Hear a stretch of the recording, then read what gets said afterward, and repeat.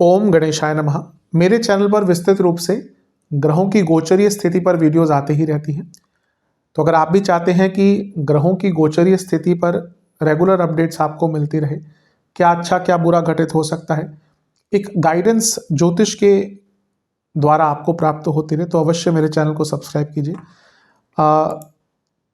जिन लोगों ने सब्सक्राइब किया और कुछ लोगों को नोटिफिकेशंस नहीं आती कभी कभी कहते हैं, तो आप सब्सक्राइब वाले ही बटन के साथ ही ऑल नोटिफिकेशंस को इसको ऑन कर सकते हैं, जिससे आपको सारी नोटिफिकेशंस आएंगी। तो यदि आप भी चाहते हैं कि रेगुलरली अपडेट्स मिलते रहे और रेगुलर ग्रहों की गोचर स्थिति की जानकारी मिलती रहे, उसका प्रभाव क्या होगा पता चलते रहे, तो अवश्य मेरे चैनल को सब्सक्राइब करें और नोटिफिकेशंस को भी ऑन करें। नमस्कार। ओम गणेशाय नमः। ओम नमः शिवाय। मैं निखिल ज्योतिष आचार्य आप सभी का मेरे चैनल पर पुनः स्वागत करता हूं। आशा करता हूं कि आप सभी स्वस्थ होंगे। महादेव की कृपा आप सभी पर सदैव बनी रहे। ये वीडियो सिंह यानी कि लियो के लिए बहुत विशेष है, क्योंकि वीडियो है 1 दिसंबर से 7 दिसंबर 2025 के साप्ताहिक राशिफल के बारे में। कैसा रहेगा आने वाला सप्ताह सिंह के लिए। जो मेरा साप्ताहिक राशिफल होता है वो प्रमुखतः चंद्रमा और उनकी गति पर आधारित होता है। चंद्रमा एक बहुत विशेष ग्रह है।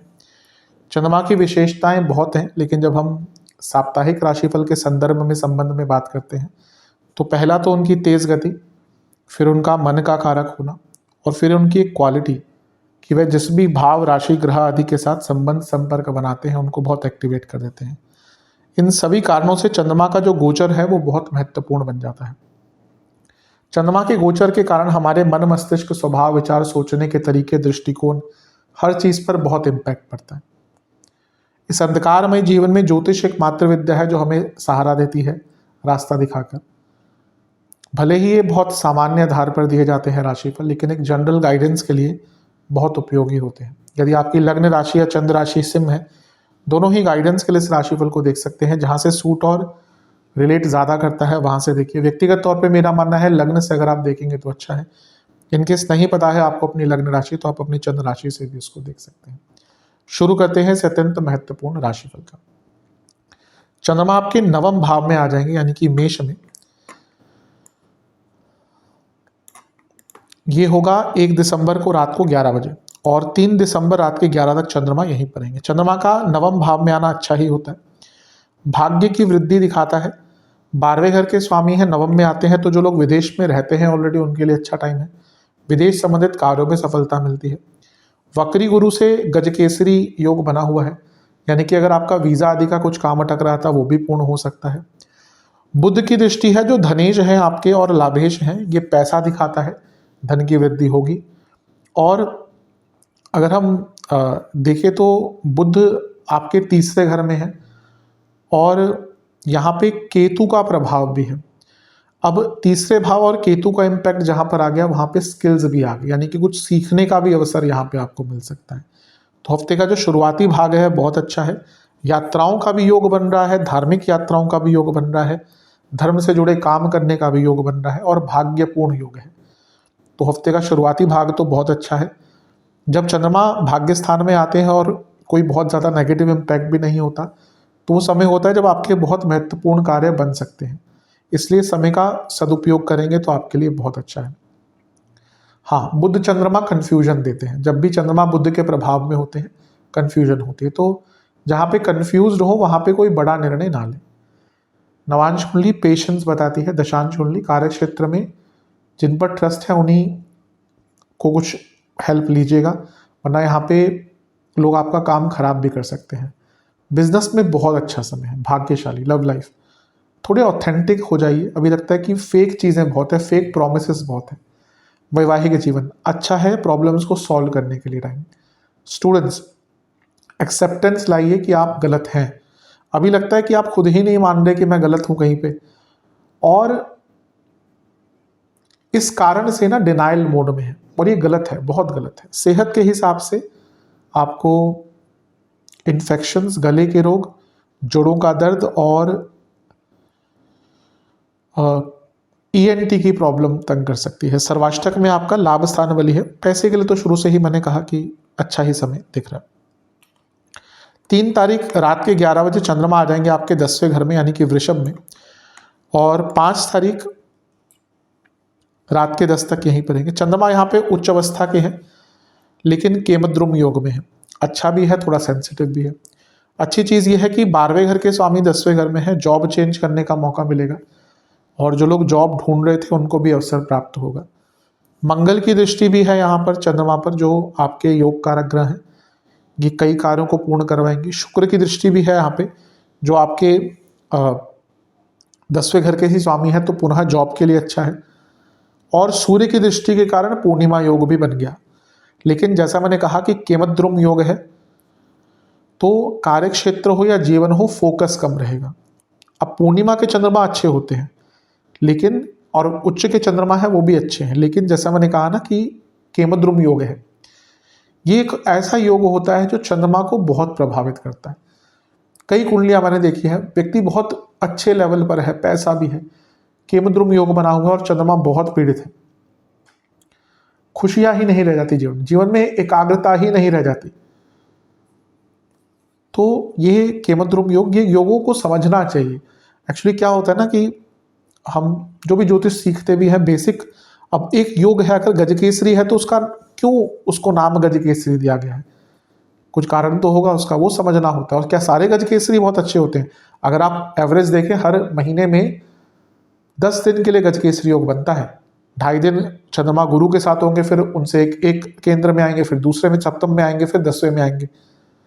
तो सारे गजकेसरी यानी कि बहुत एक लार्ज परसेंटेज जो लोग होंगे, आप में से जो लोग देख रहे हैं, आप में से कई लोगों की कुंडली में गजकेसरी योग होगा, लेकिन क्या उसका महत्व है? तो यहाँ पे जैसे मैंने कहा ना, ये केमद्रुम योग बना हुआ है उच्च के चंद्रमा, इसलिए कंफ्यूजन नहीं करनी। समय अच्छा है लेकिन एकाग्रता पर बहुत ध्यान दीजिएगा, जहाँ एकाग्रता छूटी वहीं दिक्कत। और विषदोष भी बन रहा है, इसको भी नहीं बोलना चाहिए।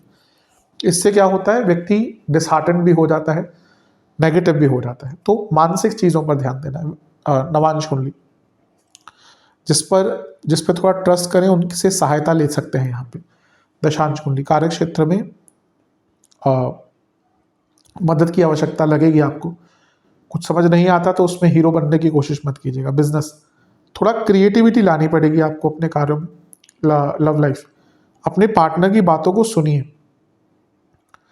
अभी ये चीज़ कम दिख रही है कि आप सुनते नहीं हैं। वैवाहिक जीवन, कनेक्शन और कम्युनिकेशन दोनों की ही कमी है। स्टूडेंट्स, आपको थोड़ा बड़ा सोचना पड़ेगा अगर आगे बढ़ना है तो। सेहत की जहाँ तक बात है, बीपी की प्रॉब्लम, हड्डियों की प्रॉब्लम, डायबिटीज़ की प्रॉब्लम, जिनको ऑलरेडी ये दिक्कतें हैं, परेशानी बढ़ेगी। सेहत के हिसाब से, सर्वाष्टक के हिसाब से आपका 11वां घर ही बली है। ठीक है, हफ्ते के मध्य भाग में भी पैसा वैसा खूब आ सकता है। 5 तारीख रात के 10 बजे चंद्रमा आ जाएंगे आपके 11वें घर में, और सप्ताह के अंत तक यहीं पर रहेंगे। इसी दिन गुरु भी पतित होकर वापस मिथुन में आ जाएंगे। अब यहाँ पे देखने लायक चीज़ ये है कि जो चंद्रमा है ये थोड़े से सेंसिटिव अवस्था में आ गए, क्योंकि एक वक्री ग्रह उनके साथ आके बैठ गया जो अष्टमेश भी है और ये पतित भी है। पतित मतलब गिरे हुए हैं। अब गुरु वक्री 11 मार्च तक रहेंगे, लेकिन जो शुरुआती 2-3 हफ्ते हैं ये बहुत केयरफुल होने की आवश्यकता है। अब यहाँ पे आपको क्या बचना है? पहला तो मंगल की दृष्टि भी है और राहु की दृष्टि भी है, इसलिए वक्री ग्रह का प्रभाव और इम्बैलेंस ले आता है। इच्छाओं पर कंट्रोल करना है, जहाँ पे क्लैरिटी नहीं है वहाँ पे कदम नहीं रखना है, कोई फालतू पैसे कहीं पे नहीं लगाने हैं, लालच में नहीं पड़ना है, किसी की बातों में नहीं आना है, क्विक मनी के पीछे मत भागिएगा। ये ऐसा टाइम है जब आपको लालच घेरेगा। ये माया का भाव है, 11वां भाव, ये माया का ग्रह है। बड़े बड़े लोगों को मैंने देखा है जिनके पास करोड़ों थे, लेकिन लालच थोड़ा सा और कमा लेते हैं। लास्ट महीने कुंडली देख रहा था, बहुत पैसा, सारा पैसा क्रिप्टो में चला गया, सारा पैसा। मतलब कि जो पैसे उन्होंने अमाउंट मुझे बताया तो मैं तो सोच के हैरान हूँ कि उसमें अगर वो इंडिया में किसी को दे जाए, लोगों एक पूरा का पूरा गांव पल जाए उसमें, इतना पैसा उन्होंने क्रिप्टो में खोया है। राहु की दशा में ही खोया है, अंतरदशा शायद शुक्र की थी, मुझे पूरा याद नहीं है। रिसेंटली जब राहु का गोचर हुआ है तभी मई के आसपास ही सब कुछ हुआ है। तो यहाँ पे थोड़ा सा केयरफुल रहिएगा। नवांश कुंडली बताती है कि गाइडेंस की आवश्यकता लगेगी। दशांश कुंडली कार्य क्षेत्र में सब ठीक है, लेकिन यहाँ पे भी लालच से बचिएगा। बिजनेस में बहुत अच्छा टाइम है, बहुत अच्छा टाइम। लव लाइफ, पुरानी बातों को क्लियर कीजिए, आगे बढ़िए। वैवाहिक जीवन, थोड़ा पॉजिटिविटी रखिए। अभी लगता है कि ना चीज़ें बहुत नेगेटिव रुख इख्तियार कर लेती है। जहाँ तक स्टूडेंट्स की बात है, एक्सपेक्टेशंस उतनी ही रखिए अपने आप से जितना सच में कर सकते हैं। मैंने थोड़ी देर पहले भी कहा था, हफ्ते के शुरुआती भाग में एक्सेप्टेंस और हफ्ते के अंतिम भाग में कह रहा हूँ एक्सपेक्टेशन। दोनों ही चीज़ों पर बहुत विचार कीजिएगा मैंने क्या कहा है। सेहत के हिसाब से inflammation, liver, indigestion, water retention. सर्वाष्टक, आपका लग्न बली है, बहुत उत्साह रहेगा कुछ अलग करने का। मेरी मानिए, जहाँ पे हल्का सा आउंस भी एक आपको लगेगा ना कि यहाँ पे मुझे कदम नहीं रखना, बिल्कुल मत रखिएगा। हफ्ते का अंतिम भाग लाएगा वो अपॉर्चुनिटीज़, लेकिन आपको फंसना नहीं है। उपाय के स्वरूप में महादेव का दूध से अभिषेक कर कर शिव चालीसा का 2 बार पाठ कीजिएगा। आशा करता हूँ वीडियो काम आएगी। चैनल पर नए हैं, सब्सक्राइब कीजिए, वीडियो को लाइक कीजिए। मिलता हूँ मैं आप सभी से अगली वीडियो में, तब तक के लिए ओम नमः शिवाय।